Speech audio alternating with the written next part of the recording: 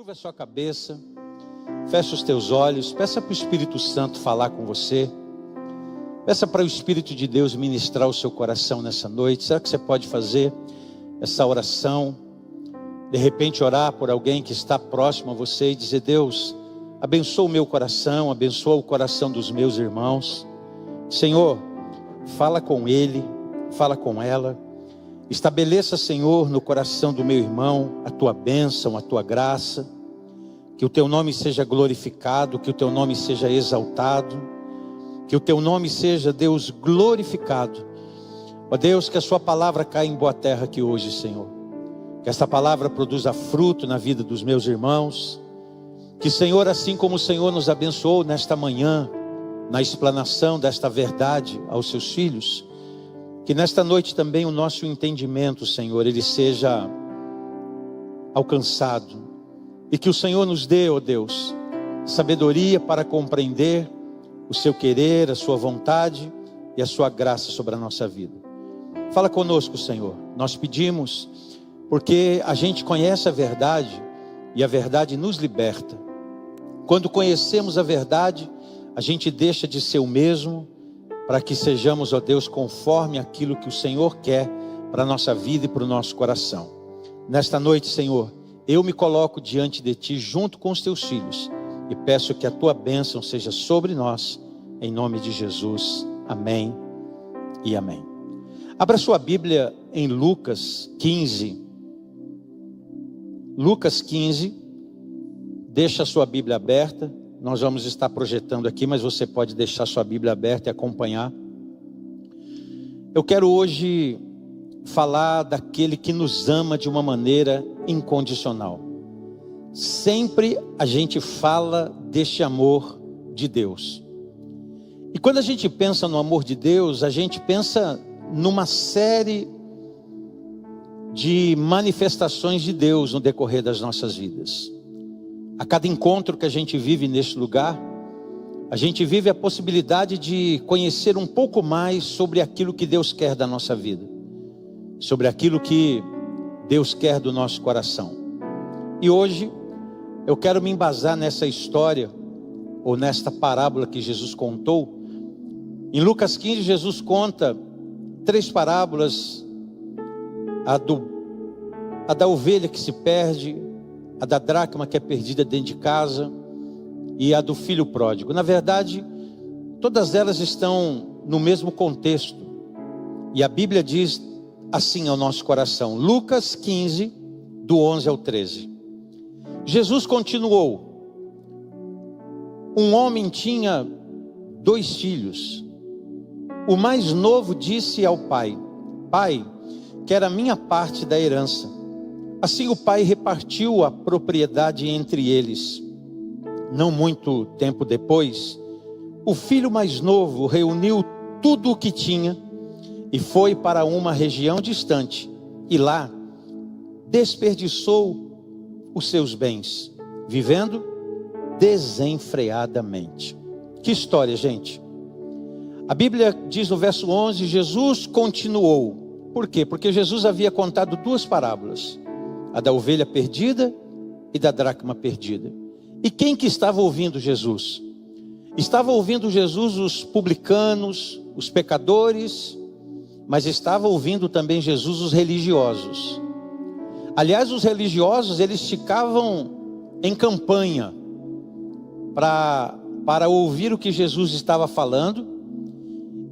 E eles não estavam ouvindo porque queriam aprender de Jesus, mas porque queriam pegar Jesus em alguma situação. E quando Jesus conta estas parábolas, na verdade ele está querendo atrair os publicanos e os pecadores, e está querendo ensinar aos religiosos sobre o grande amor de Deus, um amor incondicional. E é isso que eu quero hoje falar aqui com você. Esse texto, o Pai que representa Deus e o seu amor incondicional. Quando Jesus continuou, um homem tinha 2 filhos. Esse homem da parábola, ele representa o próprio Deus e o seu amor incondicional pelas suas criaturas. o seu amor incondicional.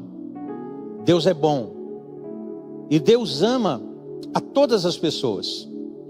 A Bíblia diz em João 3,16 que Deus amou ao mundo de tal maneira. Ele amou todas as criaturas de tal maneira. Ele amou a todos os homens, a todas as mulheres, Ele amou a todos. E Ele enviou o seu Filho, Ele deu o seu Filho, para que os seres humanos, uma vez crendo em Jesus, recebam a vida eterna. Essa foi a condição, crer no seu Filho.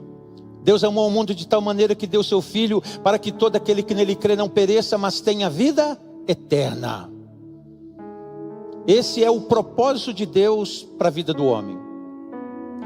O mais novo, ele representa os publicanos, os pecadores e aqueles que andam longe de Deus e que são alheios à sua vontade.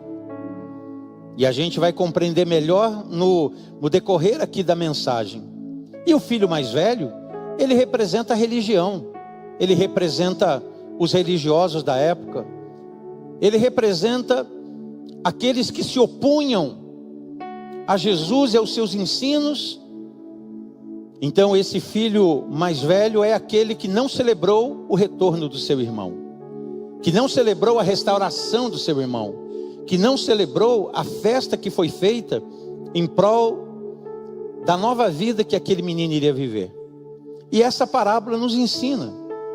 Ela nos ensina que apesar de nossos erros, que apesar das nossas escolhas erradas, que apesar das nossas escolhas de andar longe de Deus, o seu amor continua sendo o mesmo.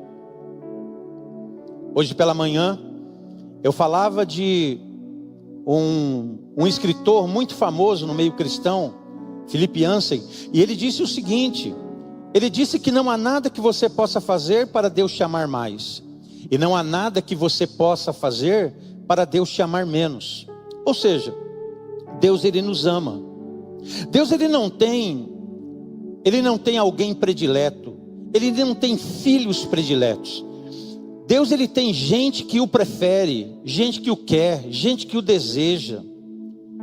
Deus ele tem gente que se consagra mais do que a outra. Deus ele tem gente que se dedica mais a ele que as outras. Mas o amor de Deus pelo ser humano não é diferente, ele ama a todos. E isso não anula a sua justiça. Isso não anula a justiça de Deus. Isso não anula a soberania de Deus. Isso não anula a vontade de Deus. Então, Deus é bom. E por que Deus é bom? Deus é bom porque a natureza dele é boa. Ele envia sua chuva sobre bons e sobre maus. Ele abençoa bons e maus. A bênção ela é universal. A bênção ela alcança todas as pessoas, independente se elas acreditam ou não que Deus as está abençoando. O fato é que Deus abençoa. Então, querido, o apóstolo Paulo, em uma de suas cartas, ele disse assim: o amor de Cristo me constrange. Ou seja, Paulo estava dizendo: olha, eu me sinto constrangido. Quando eu olho para o amor de Deus, quando eu olho para aquilo que Jesus fez por nós, eu fico constrangido. E em outras palavras, se a gente pudesse trazer para os nossos dias, Paulo está dizendo: o amor de Cristo me motiva. O amor de Cristo me motiva a servi-lo. O amor de Cristo me motiva a andar com Ele. O amor de Cristo, Ele me motiva a fazer o que eu faço, a falar o que eu falo, a sentir o que eu sinto. O amor de Cristo, Ele me motiva a servi-lo. A nossa maior motivação para fazer o que nós estamos fazendo aqui nesta noite, em estar numa igreja, sentado e ouvindo a sua palavra, o grande motivo deveria ser o amor de Cristo derramado em nosso coração pelo Espírito Santo. Esse deveria ser a nossa maior motivação. E cabe a cada um de nós aqui pensar o que nos motiva. É o amor de Cristo que nos motiva? Eu acredito que o amor de Cristo me motiva, soa de uma maneira mais espontânea, mais compreensivo a essa geração que nós estamos vivendo. E é a mesma palavra de Paulo: o amor de Cristo me constrange, o amor de Cristo me motiva. E é interessante que o ser humano, ele tenta fazer alguma coisa para Deus, para que ele então se sinta amado. E é importante a gente entender que a gente não deve fazer para ser amado. A gente deve fazer porque é amado. A gente deve fazer porque a gente é querido. A gente deve fazer porque o amor de Cristo nos motiva. O amor de Jesus me motiva. O amor de Cristo me motiva. E esse texto, ele me ensina algumas coisas sobre aquele que me ama, sobre o Pai que me ama. Eu e você, eu não sei qual é o nosso nível de consagração. Eu não sei exatamente qual é o seu nível de consagração, e nem você sabe o meu nível de consagração. Ah, mas o Senhor é o pastor, não é? Eu acredito que... Mas nós não sabemos o nosso nível de consagração. Nós não sabemos. Agora, o nível de consagração de cada um aqui pode ser diferente.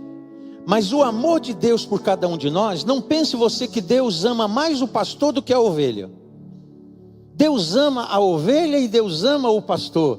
Deus ama o obreiro e ama o que não é obreiro. Deus ama o trabalhador e Deus ama aquele que menos faz. Inclusive, Jesus, em uma das suas parábolas, ele falou sobre os trabalhadores da vinha. Um havia trabalhado 20 anos e o outro havia trabalhado 5 meses. E ele pagou o mesmo salário para todo mundo. E os que tinham trabalhado mais ficaram bravos e disseram: está errado, não é justo isso. E aí o Senhor falou: poxa vida, a indignação de vocês é justa. Quem está dando e quem está abençoando sou eu. Sou eu que estou dando, sou eu que estou abençoando. Ou seja, ninguém estava perdendo nada, estava todo mundo ganhando. Só que alguns achavam que eles estavam ganhando menos do que mereciam. E esse é um grande problema da religião. A religiosidade sempre faz entender que a gente está recebendo menos do que devia, que a gente está sendo menos contemplado do que devia ser. E esse texto aqui nos ensina algumas coisas muito importantes que a gente quer pensar aqui essa noite. Vamos pensar sobre o Pai que nos ama. Diga: o Pai que me ama. Diga: o Pai que me ama. Vamos pensar sobre o Pai que nos ama. E nós vamos perceber que o Pai que ama, ele tem algumas características que são próprias dele. Veja do verso 11 ao verso de número 13. Do verso 11 ao verso de número 13. Nós já lemos: Jesus continuou: um homem tinha 2 filhos. O mais moço disse: pai, eu quero a minha parte da herança. Assim ele repartiu a sua propriedade entre eles. Não muito tempo depois, o filho mais moço reuniu tudo que tinha e foi para uma região distante, e lá desperdiçou os seus bens, vivendo dissolutamente. Diz aí: assim ele repartiu a propriedade entre eles. A primeira coisa que a gente percebe no Pai que nos ama é que ele permite as nossas escolhas. Ele permite que você escolha. O pai da parábola, ele não impôs a sua vontade sobre o seu filho. Ele não impôs. Ele não obrigou aquele filho. Muito pelo contrário, esse menino da parábola, o menino, o mais moço, ele foi ensinado, ele foi admoestado, ele teve uma sábia direção na sua vida. O pai deve ter conversado com ele por muitas e muitas vezes sobre o caminho que ele deveria seguir. Mas em determinado momento da vida, aquele menino, ele pensou, ele entendeu que ele poderia viver independente de seu pai. Que ele poderia muito bem se virar com a grana que ele tinha direito, com a herança que ele tinha direito. E aí ele propõe ao seu pai o seguinte: pai, vamos repartir os haveres. Na verdade, a herança devia ser repartida na morte do pai. Mas aí eles conversaram com o pai e falaram: pai, vamos repartir isso em vida? E aí então, a Bíblia diz que o pai, ele faz o quê? O pai então reparte a sua propriedade entre eles. O pai apanha os seus 2 filhos, reparte a propriedade, e ele não impôs, o texto não me revela aqui que o pai entrou numa briga jurídica com o menino, não, ele simplesmente, tudo bem, e Jesus está contando essa parábola, Jesus está contando essa história para ilustrar uma verdade espiritual.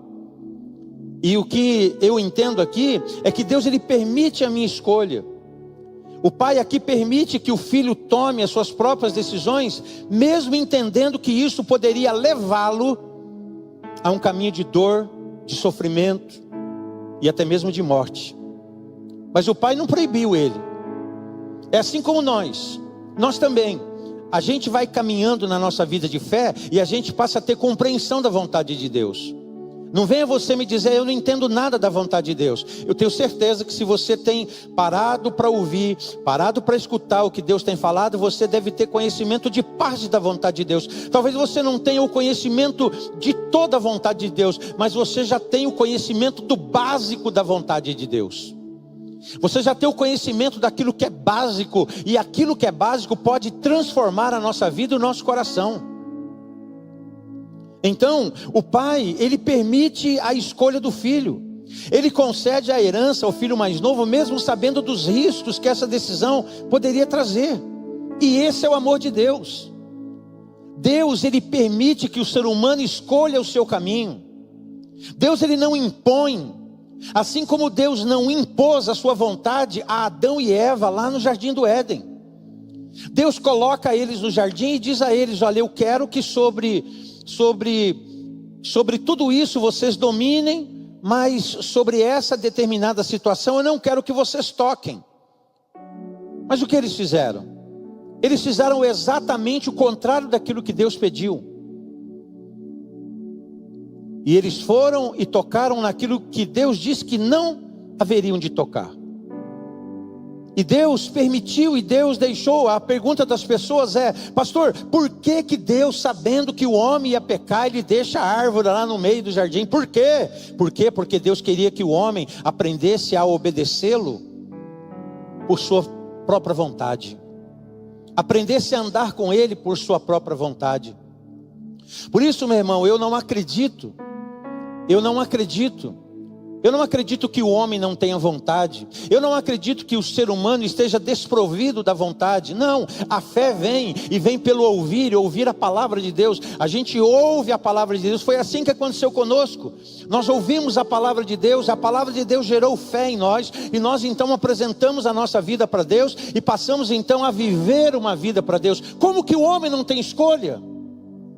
Se o próprio Deus, quando ele estabeleceu Israel, ele colocou o povo de Israel, e ele colocou diante do povo de Israel as escolhas para a vida e para a morte. Deus falou, se vocês andarem assim, vocês vão ter vida. Se vocês andarem desse jeito, vocês vão provar de morte. O Salmo 109, verso 17 diz, amou a maldição, que a maldição o apanhe. Não quis a bênção, que a bênção se aparte dele. Não quis a bênção, que a bênção se aparte dele. Amou a maldição, que a maldição o apanhe. Lá em Isaías 1,19, o Senhor Deus falou assim, olha, se vocês me ouvirem, e se vocês quiserem, vocês vão comer o melhor dessa terra. Tem que me ouvir, e depois de ouvir, tem que querer. Então nós temos escolhas, temos vontades, e Jesus, ele falou assim, aquele que quiser ser meu discípulo, negue-se a si mesmo, tome a sua cruz e siga-me. Negar-se a si mesmo, tomar a cruz é com a gente. A chamada é universal. Tomar a cruz e seguir Jesus é com você. Por isso que Jesus diz, vinde a mim todos vós, vinde a mim todos que quiserem, e eu vos aliviarei. Tomarei sobre vós, eu tomarei o jugo pesado de vocês, e darei a vocês o meu jugo que é leve, e vocês vão aprender de mim, que eu sou manso e humilde de coração, e vocês encontrarão descanso para a vossa vida. Então, Jesus, ele convidou o homem a ir a ele. Ele disse, se alguém tem sede, se qualquer pessoa que tenha sede, vá a ele e beba de graça da água da vida. Como é que o homem não tem escolha?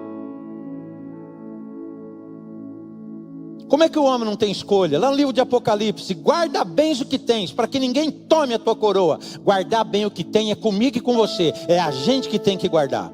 Sobretudo que deve guardar, guarda o seu coração. Você está vendo como eu estou mostrando aqui texto, sem ter marcado aqui nada, está na nossa mente isso.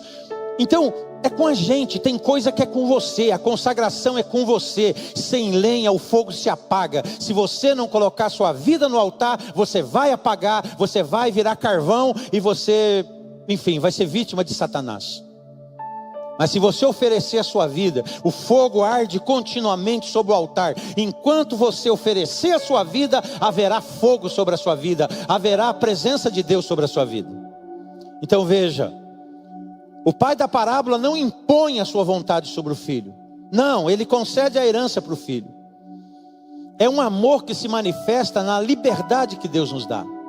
Deus dá liberdade a mim e a você, da gente fazer as nossas escolhas. E o que a gente vai escolher? O que é que você vai escolher? O que é que eu vou escolher? O que é que a gente vai decidir viver a partir de hoje? O que a gente vai viver? O que é que a gente vai fazer? Então o amor que se manifesta na liberdade, e essa liberdade, ela nos dá esse direito de fazer as escolhas. E Deus, Ele permite a gente entrar pelo caminho que a gente quiser. Isso não quer dizer que você não será responsável pela tua escolha. Muito pelo contrário, você vai ser responsável pela sua escolha. A sua escolha, a minha escolha, ela trará coisas excelentes ou coisas terríveis. São escolhas. Ninguém está por acaso no lugar que está. É duro de ouvir isso, né, gente? Eu escolhi muita coisa na minha vida. Por causa de Deus e por causa do seu reino, e por causa da sua vontade e por causa da sua palavra, eu não fiz muitas coisas na minha vida. Há dias atrás uma determinada pessoa me perguntou assim: pastor, o senhor faz tudo o que o senhor quer? Eu falei: de maneira nenhuma. Eu não faço tudo o que eu quero. Aí essa pessoa, ao desenvolver a conversa comigo, ela falou assim: mas o senhor não acha que o senhor vai ficar frustrado quando o senhor partir aqui dessa vida? O senhor não vai ficar frustrado porque o senhor deixou de fazer um monte de coisa? Aí eu falei para ela o seguinte, eu falei: olha, pelo conceito que eu tenho de vida, e Jesus me ensinou isso, na minha vida, eu estou muito preocupado com o querer de Deus para a minha vida. Eu tenho conhecido a vontade de Deus desde menino, desde 16 anos. Desde lá eu tenho ouvido acerca dos conselhos de Deus. E eu me comprometi com os conselhos de Deus. E eu me comprometi com aquilo que Deus tinha para a minha vida. E isso não quer dizer que eu fui absolutamente certo o tempo todo. Não, eu sou humano. Mas nenhuma falha que comprometesse a minha história. Porque você concorda comigo que tem erros e erros? Você concorda comigo que tem erro, que é uma coisa cotidiana? É por isso que a Bíblia diz que todos pecam. É por isso que a Bíblia diz que não há um justo sequer. Não há um justo sequer. Todos nós pecamos. E é por isso que nós temos um advogado diante do Pai que advoga a nossa causa. E se nós confessarmos os nossos pecados, Ele é fiel e justo para nos perdoar de todo pecado. Agora, há coisas que complicam a nossa vida, que complicam a nossa história. Eu falei para aquela pessoa: eu não faço tudo o que eu quero. Eu já tive vontade de fazer aquilo que não agradava o coração de Deus. E então eu entendia que eu não deveria fazer aquilo. E esse é o dilema de todos nós. Porque todos nós, em algum momento da vida, a gente se encontra com uma situação tentadora, que nos assedia. A Bíblia diz em Hebreus capítulo 12, que o pecado tenazmente assedia cada um de nós. Sabe quando aquela oportunidade aparece assim e você puxa, e aí você tem que se cuidar. Você tem que se cuidar, porque caso contrário você vai entrar numa armadilha do diabo. E aí tu compromete a tua história, a tua vida. Então, Deus, por causa do seu amor incondicional, Ele permite sim que a gente viva de acordo com as nossas escolhas. O que você vai escolher? O que eu vou escolher? Então a primeira coisa que a gente aprende, que Deus, o Deus que nos ama, ou o pai que nos ama, ele permite que você escolha, e ele espera que você escolha certo. O pai da parábola aqui, gente, ele não estava feliz com a escolha do seu filho. E como que a gente percebe isso? No decorrer da parábola. No decorrer da parábola você percebe que aquele homem não estava nem um pouco feliz com a escolha do seu filho. É assim que Deus também olha para você e para mim quando a gente faz alguma escolha que esteja fora da vontade dele. Ele permite, mas ele não se alegra e não se agrada com isso. Ele se entristece com isso, porque ele não quer, porque ele sabe que uma escolha errada pode custar a história da sua vida. Segunda coisa que nós aprendemos, veja o verso de número 17. Queria que colocasse o verso 17 aí para nós.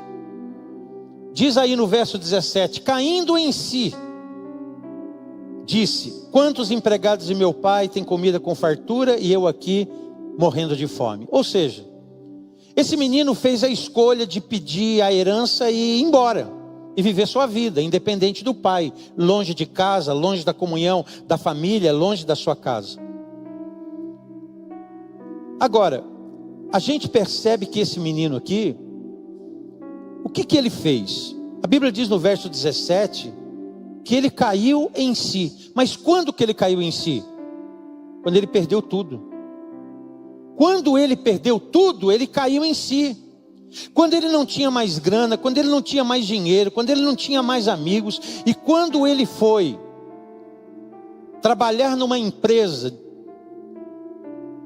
quando ele foi trabalhar em um determinado lugar que se cuidava de porcos, e para o judeu aquilo era uma vergonha naquela época,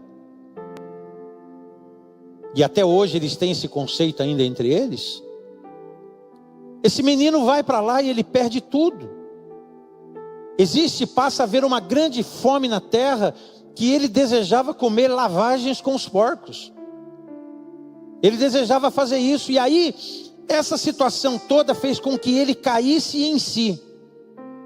Ou seja, o Deus que nos ama, ele deseja que a gente reconheça a nossa falha, a nossa escolha errada, em tempo oportuno, e deseje mudança para a vida, ou deseje transformação para a vida. Aquele que me ama, o Deus que nos ama, ele não nos impede de enfrentar as consequências da nossa escolha. Eu falava hoje de manhã,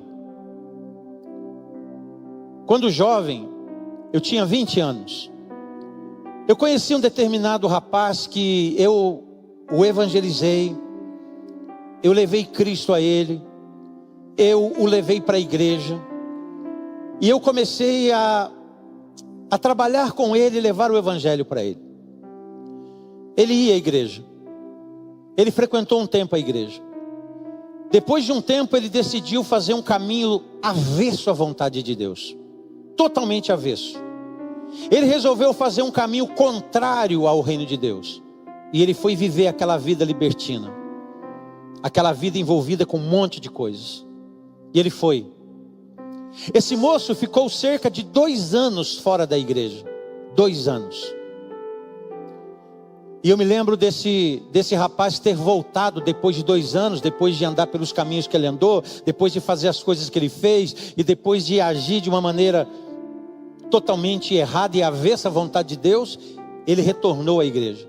Quando ele retornou à igreja, ele me procurou. Quando ele me procurou, ele veio, ele me abraçou e ele chorava muito. E ele, eu me lembro, ele me chacoalhava e ele dizia: Ronaldo, por quê? Por que Deus deixou isso acontecer comigo? Por que Deus deixou isso acontecer comigo? E eu não sabia o que ele estava dizendo, e ele me chacoalhando, chorando. E eu falei: o que está acontecendo? E aí ele falou para mim: eu tenho AIDS. A época que a AIDS não se tinha esses coquetéis que tem hoje, e que graças a Deus preserva a vida da pessoa. Eu não sei como ele adquiriu aquilo, mas a vida dele era complicada. E aí ele, num ato de desespero: ore para Deus me curar, ore para Deus me sarar. E o médico já havia o desenganado, porque não havia tratamento naquela época. E eu me lembro de ter me assentado com ele e diga: não queira responsabilizar Deus pelas atitudes que você tomou. Não queira responsabilizar Deus pelas coisas que você veio fazendo na vida. Não queira responsabilizar Deus pelas escolhas que você faz. Não queira responsabilizar Deus pelo caminho errado que você decide fazer para a tua vida. E depois alguma coisa acontece e você vem me dizer que Deus é o culpado de tudo isso. E por que Deus deixou? Deus se entristeceu muito quando você o abandonou, quando você o deixou, quando você decidiu andar a vida conforme você pensava que deveria andar. Ele não queria isso para você. Ele não quis isso para você. Deus não é o causador do mal, gente. Deus não é. Depois do pecado, muitas coisas foram comunicadas ao homem. Depois do pecado, tudo ficou, sabe, meio que desorientado no nosso mundo. Absolutamente tudo. Mas as pessoas tentam responsabilizar Deus pelas suas escolhas. Vira e mexe, você encontra alguém: se Deus fosse amor, não estava acontecendo isso e aquilo. Como se Deus fosse culpado daquilo que está acontecendo. Como se o nosso Pai fosse culpado das coisas que estão acontecendo. Parece que o ser humano não tem responsabilidade nenhuma daquilo que ele mesmo cria, daquilo que ele mesmo realiza. Vira e mexe, você vê algum acontecimento e você fala: foi juízo de Deus. Querido, quando Deus executa juízo, Ele avisa. Quando Deus vai executar o juízo, Ele avisa. E aquele que se arrepende será poupado do juízo de Deus. É assim que nós vemos nas Escrituras. Nínive recebeu uma palavra de juízo, e Nínive se arrependeu, e Deus perdoou Nínive. Então, querido, aquele que nos ama deseja que a gente reconheça a nossa falha. No caso desse garoto aqui, a fome, a humilhação levaram ele a refletir sobre a sua condição de vida e o que ele havia perdido longe do seu pai. O que ele havia perdido longe da comunhão, longe da sua família, longe do seu pai. E com Deus também é a mesma coisa. Quando a gente se ausenta da presença de Deus, quando a gente deixa a presença de Deus, quando a gente sai da presença de Deus, a gente se torna presa fácil do nosso arqui-inimigo. E Deus não quer que seja assim. Deus nos permite passar por momentos difíceis para perceber, para que a gente perceba que a gente está no caminho errado. É por isso que Deus, Ele permite que a gente às vezes passe pelos estreitos, para que a gente entenda que a gente está num caminho que a gente não devia estar.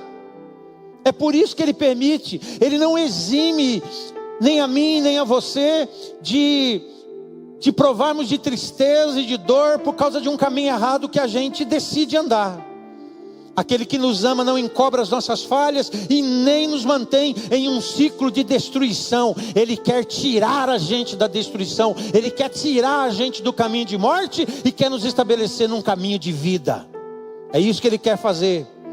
Ele deseja que a gente enxergue aquilo que é real e tomemos as decisões que nos levem à restauração. O Pai que te ama deseja que você reconheça as suas falhas. E parar de culpar A, B ou C por isso ou por aquilo. A vida não muda quando determinado político entra no poder. A vida não muda quando determinada pessoa. Não. A vida se transforma quando a gente dá lugar a Cristo na nossa existência e passa a fazer a vontade de Deus na vida. Aí a vida se transforma. Terceira coisa, que o Pai que nos ama, Ele nos oferece a chance de recomeçar. Veja o verso 18. Nós vimos no verso 17 que o menino cai em si. Ele cai em si. E aí ele diz para ele mesmo assim: vou me levantar, vou voltar, voltarei à casa do meu pai. Eu me porei a caminho, voltarei para o meu pai e lhe direi: Pai, pequei contra o céu e contra ti. Não sou mais digno de ser chamado teu filho. Trata-me como um dos teus empregados. Verso 20 agora. A seguir, levantou-se e foi para o seu pai. Estando ainda longe, seu pai o viu e, cheio de compaixão, correu para o seu filho, o abraçou e o beijou. Uma outra coisa que o nosso Pai nos faz é que Ele nos oferece a chance de recomeçarmos. Ninguém está fadado ao fracasso porque errou uma vez, ou porque errou 2 ou 3. É bom que não erre. É legal que a gente tente acertar o máximo possível.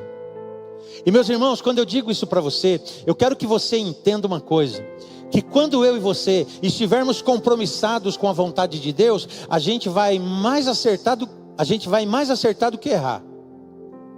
Se eu e você, nós estivermos comprometidos com a vontade de Deus, a gente vai mais acertar do que errar. Se você perguntasse para mim, pastor, você falou que começou a conhecer a vontade de Deus desde os 16 anos, e o senhor disse que o senhor não foi perfeito, e não sou perfeito. Mas se eu olhar para a minha história, eu mais acertei do que errei. Eu errei, mas eu mais acertei do que errei. Você está entendendo o que eu estou falando, amém ou não amém? Talvez essa seja a história de você que está sentado aí agora. Você é uma pessoa que mais acertou do que errou. E talvez você seja a pessoa que me diga, pastor, eu mais errei do que acertei. Porque a gente é diferente. Infelizmente a gente é diferente. Ou seja, tem um que é mais teimoso que o outro. Tem ou não tem? Os pais aqui que têm 3 filhos, 2 filhos. Porque tem um não dá nem para medir, né? Mas quando tem 2 dá para medir. Não tem aquele que logo obedece quando você fala, e tem aquele que demora mais? Tem ou não tem? Tem, você sabe que tem. Eu tive 2 lá em casa, né? O Felipe está louco para ouvir o que eu vou falar depois. Não, os dois, eu peguei no pé dos 2. Então, gente, veja só, é muito importante a gente olhar para essa chance de recomeço. Aquele que nos ama não guarda rancor. O menino cai em si, aí ele trabalha na cabeça dele: bom, eu vou voltar para casa do meu pai, eu vou dizer isso. Você já tentou acertar alguma situação que não estava certa? Já tentou? Você já fez alguma coisa assim que eu vou chegar em casa, o que eu vou falar para minha mãe, para meu pai? E aí você começa a ir para casa pensando o que você vai dizer. Já aconteceu isso com você ou não? Comigo já. Eu lembro, quando estudava, a minha mãe, ela queria ver como é que estavam as minhas notas. E aí nós tínhamos os bimestres, né? E aí, aliás, os trimestres, e aí a gente levava as notas. Aí quando eu ia para casa, alguma coisa não estava legal, eu ficava pensando o que eu ia dizer para minha mãe quando ela olhasse para o boletim e visse que o negócio estava meio estreito para o meu lado. Qual a desculpa que eu ia dar? O que eu ia falar? Esse menino aqui, ele fez mais ou menos isso. Bom, eu vou chegar em casa, eu vou chegar lá, já peguei minha herança, torrei tudo, estou quebrado, estou zerado. Meu outro irmão vai pegar pesado comigo, porque foi o que ele pegou. Então ele começa a maquinar, fala: ó, bom, eu vou lá, vou dizer isso, vou dizer aquilo outro. Mal ele sabia que o pai dele nunca tinha perdido a esperança que ele fosse voltar. O pai dele trazia uma esperança dentro de si. A esperança que fazia aquele homem sempre ficar olhando de longe. Talvez aquele homem se colocasse todas as tardes ali antes do sol se pôr. Ele ficava olhando. Será que o meu filho está vindo? E um daqueles dias o homem vai lá e vê. Quando ele vê o menino, ele conhece o menino pelo andar. Ele fala: pera lá, aquele lá é meu filho. É ele que está vindo. Porque os pais conhecem o jeitão de andar do filho. Conhece ou não conhece? A mãe conhece até a passada. Um dia a Neuma estava lá em cima comigo, alguém entrou. A Neuma falou: ah, o Felipe chegou, o Gustavo chegou. Eu falei: como é que você sabe? Pela passada. Eu falei: caramba, que sentido é esse que eu não tenho, né? Então o pai olha o menino de longe. O que o pai faz? O pai corre até ele. O pai vai até ele.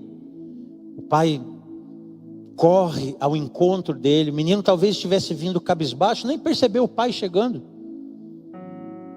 Talvez ele tenha visto, tenha parado e sem ação para, e o pai corre ao seu encontro. A Bíblia diz que quando o pai chega, o pai o abraça, o pai o beija. O pai diz: meu filho, eu tinha certeza que você ia voltar. Eu tinha certeza que você um dia ia retornar. Meu filho, pai, é o seguinte, ó pai, eu tô quebrado, eu tô arrasado. Eu tô vendo, filho, você tá cheirando mal, você tá cheirando porco, você tá cheirando chiqueiro. Meu filho, vamos embora, vamos para casa. Pai, mas o filho, não, eu não quero saber, vamos. Ele já estava arrependido. Ele estava arrependido. Ele estava cansado da vida que ele estava vivendo. O arrependimento desse menino foi o primeiro passo para o seu recomeço. É o arrependimento que provoca transformação e recomeço. Arrependimento. Ele reconhece a sua falha. Ele volta para a casa do pai, disposto a humildemente aceitar as consequências dos seus atos. Porque toda escolha errada tem consequência ruim. E ele teve consequências devastas. Ele ficou quebrado, emocionalmente estava quebrado, financeiramente quebrado, materialmente quebrado. Ele estava quebrado em todos os sentidos. E o arrependimento foi crucial para ele, como o arrependimento é crucial para a sua vida e para a minha vida, no decorrer da nossa vida cristã. Arrepender-se quando necessário. Deus não exige perfeição, minha gente, mas Deus, Ele exige um coração disposto a ser transformado e mudar para a glória do nome dEle. Aquele que nos ama, Ele nos dá a chance de recomeçar. Não importa o quão longe tenhamos ido, o retorno a Deus é uma possibilidade real, tanto para você, quanto para mim, e quanto para qualquer pessoa que está nos ouvindo agora. O retorno é uma possibilidade real, só fica perdido quem quiser, porque em Jesus existe um lugar seguro para a vida de todo homem, para a vida de todo ser humano. E para encerrar a minha fala, aquele que nos ama, sabe o que Ele faz? Ele celebra o nosso retorno com alegria. Veja o verso 22, coloca o verso 22 para a gente. Mas o pai disse aos seus servos: depressa, tragam a melhor roupa e vistam nele, coloquem um anel em seu dedo e calçados em seus pés, tragam o novilho gordo e matem-no, vamos fazer uma festa e vamos nos alegrar.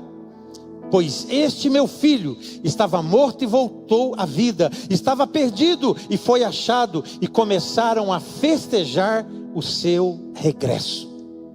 Verso 23, tragam o melhor novilho, o melhor, e vamos fazer um churrasco, vamos comer e vamos festejar. O amor de Deus não é um amor que só perdoa, mas é um amor que restaura. Deus não só perdoa, gente, Deus nos restaura. Deus faz de nós novos, novas, novo homem, nova mulher. Quando esse menino retorna, ele não é tratado como um servo, ele não é tratado como uma pessoa qualquer, ele está disposto a ser tratado como servo, ele está disposto a ser tratado como empregado de seu pai, mas o pai não trata ele desse jeito, o pai trata ele como filho, e celebra com grande alegria a sua volta. Ou seja, o grande amor de Deus não apenas perdoa, mas Ele restaura, devolvendo a nós a dignidade de filho. Ele celebra com festa a nossa reconciliação com Ele. Querido, se você está aqui à noite, se você está aqui hoje à noite, e você precisa reconciliar a sua vida, é dia de você reconciliar hoje. É dia de você voltar hoje. Você não pode deixar para amanhã. O pai está querendo fazer uma festa na sua vida. O pai está querendo matar um novilho. O pai está querendo fazer uma festa. Ei, você vai ficar indiferente ao amor de Deus pela tua vida? Você vai ficar indiferente a tudo aquilo que Deus quer fazer na sua vida? A tudo aquilo que Deus quer realizar na sua vida? Ele celebra com festa a reconciliação de seu filho. Esse pai que nos ama, ele celebra a volta do seu filho com alegria. Esse Deus gosta de fazer festa na nossa vida. Ele gosta, Ele tem prazer em restaurar os que caíram. É por isso que eu gosto quando o salmista diz: eu fui moço e hoje sou velho, mas eu nunca vi um justo desamparado. Ele disse mais, ele disse: os passos de uma pessoa boa são confirmadas pelo Senhor, e se ele cair, ele não vai ficar caído, não vai ficar prostrado, porque a mão de Deus vai levantar essa pessoa. A mão de Deus é uma mão que levanta, é uma mão que ergue, é uma mão que restaura. Agora o ser humano precisa se colocar debaixo desta mão. O ser humano precisa aceitar esse convite que é o convite da graça. É o convite do favor imerecido. É um favor imerecido. É algo que Deus está desejoso de fazer na vida de todo ser humano, de toda pessoa. Quem sabe agora, ou aqui no templo, ou então pessoas que estão nos escutando agora, através dessa transmissão, pessoas que estejam extremamente perdidas. Você está extremamente perdido. Você se desviou dos caminhos do Pai. Você saiu da comunhão da casa. Você saiu da comunhão da igreja. E sua vida está em frangalhos. A sua alma está sofrendo. O seu coração está sofrendo. A sua vida, você está perdido. E Deus está hoje dizendo: onde você está? É dia de retorno, é dia de volta. É dia de você retomar a sua vida com Deus. E a graça de Deus te alcançar para você ser transformado. Deus está desejoso de fazer isso. Agora, você vai aceitar o convite? Aquele que te ama, Ele permite sim a sua escolha. Depois de ouvir tudo o que você ouviu, você ainda pode escolher e desejar andar pelo caminho que você quiser. Ele permite que você faça isso. Ele não queria, mas Ele permite. Pare de querer atribuir a Deus tudo aquilo que acontece, porque nem tudo que acontece foi o querer de Deus. Nem tudo que nos acontece foi o querer de Deus. Deus não queria que Jonas fosse para um ventre de um grande peixe. Deus não queria que Jonas fosse vomitado numa praia. Deus não queria isso. Se Jonas tivesse simplesmente ouvido o comando de Deus e ido para Nínive, nada disso teria acontecido. Esse moço, se tivesse ficado na comunhão do seu pai, essa história não estaria sendo contada. E muitas histórias não estariam sendo contadas se a gente agisse de uma maneira diferente. Então, aquele que nos ama permite as nossas escolhas, mesmo que elas sejam erradas. Saiba você, uma vez a pessoa: pastor, por que Deus não faz nada? Deus, não é que Deus não faz nada, Deus faz, mas o ser humano não se atenta ao que Deus está fazendo. O ser humano não olha para o que Deus está fazendo. O ser humano não atenta para aquilo que Deus está realizando. Não queira tornar Deus um culpado por aquilo que você não quer e por aquilo que você não deseja. Deus está agindo, Deus está operando, porém Ele deseja que, quando a gente fizer qualquer escolha negativa para a vida, a gente reconheça, se arrependa e a gente busque transformação. Ele mesmo nos oferece a chance de recomeçar e Ele tem prazer em celebrar o nosso retorno. Vamos ficar em pé? Não importa o quão distante o ser humano possa estar, Deus está sempre pronto a perdoar. Deus está sempre pronto a oferecer uma nova oportunidade. Deus está sempre pronto e de braços abertos para receber essa pessoa de volta. Um dia, essa porta da graça vai se fechar. Mas a porta da graça hoje está aberta. O amor de Deus é incondicional por causa de Cristo Jesus, nosso Senhor. O ser humano só vai ter que fazer uma coisa: é reconhecer a sua situação, é se arrepender, é se voltar para Deus. Curva a sua cabeça. Você que está aqui essa noite e você sabe que precisa retomar a sua vida. Você sabe que precisa retomar a sua vida. Você precisa reconciliar-se com Deus.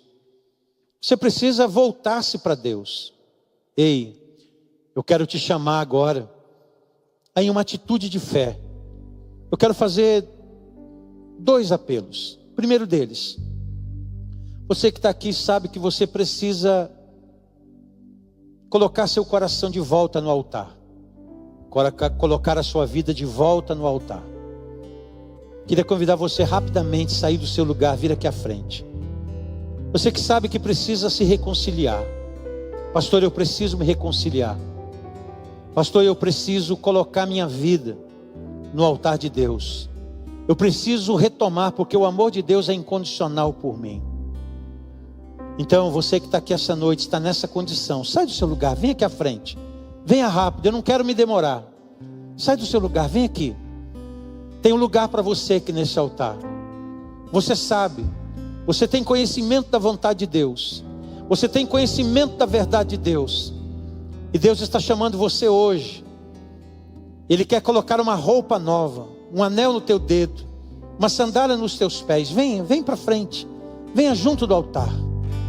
Venha, não se demore. Venha, Deus quer restaurar a tua vida. Deus quer restaurar teu coração. O amor de Deus é sobre a sua vida. Talvez você tenha cedido a tantas escolhas erradas, mas Deus está chamando você hoje a mudar, a transformar a sua vida, a transformar o seu coração. Venha aqui à frente. Esse é o primeiro apelo que eu faço. Ainda tem lugar aqui para você. O segundo apelo que eu faço é para você que está enfrentando, quem sabe, uma situação muito adversa, e você precisa de uma ação de Deus nessa situação. Você precisa de um milagre de Deus nessa situação. Sai do seu lugar também, vem aqui à frente. Eu quero orar por você. Venha rápido para que otimizemos o nosso tempo, para que ganhemos o nosso tempo. Venha aqui à frente. Você que está enfermo, precisa de uma oração de cura. Venha aqui à frente. Sai do seu lugar, venha aqui, nós queremos orar por você.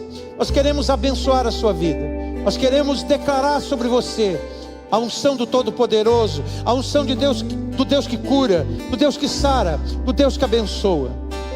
Vamos orar.